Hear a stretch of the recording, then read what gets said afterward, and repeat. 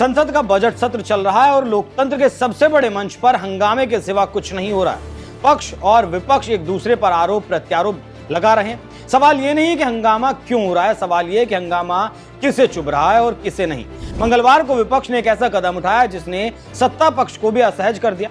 Lok Sabha speaker Om Birla के खिलाफ अविश्वास प्रस्ताव, ये ऐसा कदम था कि फिर दोनों पक्षों में खाई और ज्यादा गहरी हो गई। जी हां, वही स्पीकर ओम बिरला जिनसे निष्पक्षता की उम्मीद संविधान करता है, आज उन्हीं पर पक्षपात का आरोप लग रहा है।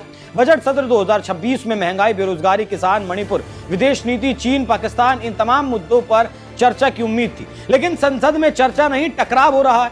मंगलवार को विपक्षी सांसदों ने लोकसभा नियम 94C के तहत स्पीकर ओम बिरला के खिलाफ अविश्वास प्रस्ताव का नोटिस दिया। इस प्रस्ताव पर 118 सांसदों के सिग्नेचर थे। मतलब साफ है कि ये सिर्फ कांग्रेस का कदम नहीं, ये पूरे विपक्ष की सामूहिक आवाज है।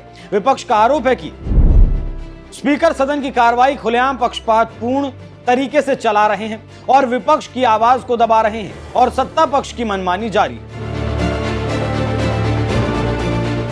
इससे आप समझ सकते हैं कि क्यों स्पीकर के खिलाफ महाभियोग आया है। विपक्ष को नोटिस में कहा गया कि सत्ता पक्ष को खुली छूट है, लेकिन विपक्ष की आवाज बार बार दबाई जा रही है और ये आरोप हवा में नहीं लगाए गए। विपक्ष ने तारीख दर तारीख उदाहरण गिनाए हैं। 2 फरवरी को राष्ट्रपति के अभिभाषण पर धन्यवाद प्रस्ताव पर नेता प्रतिपक्ष राहुल गांधी बोल रहे थे। विपक्ष का दावा है कि राहुल गांधी को अपना भाषण पूरा ही नहीं करने दिया गया, माइक बंद कर दिया गया, समय खत्म, और सत्ता पक्ष की बेंच से लगातार शोर सवाल उठता रहा। अगर नेता प्रतिपक्ष ही अपनी बात नहीं पूरी कर पाएगा तो बाकी सांसदों की हालत क्या होगी।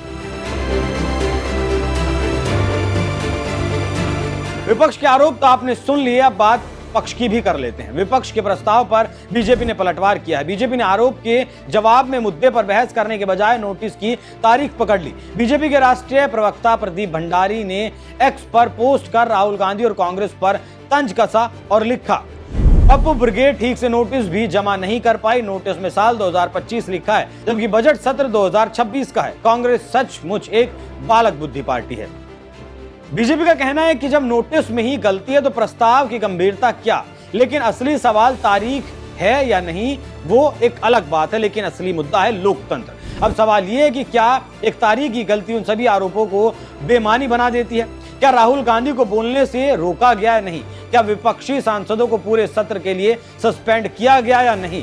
क्या सत्ता पक्ष को ज्यादा छूट मिलती है या नहीं? बीजेपी इन सवालों पर सीधा जवाब देने से बचती दिखाई दे रही है। स्पीकर की भूमिका पर बहस। भारत की संसदीय परंपरा में स्पीकर का पद सिर्फ कुर्सी नहीं, संवैधानिक भरोसा होता है। स्पीकर से अपेक्षा होती है कि वो सत्ता और विपक्ष दोनों से बराबर दूरी रखे, सदन की गरिमा बनाए रखे और सबसे जरूरी लोकतांत्रिक आवाजों को सुना जाने दे।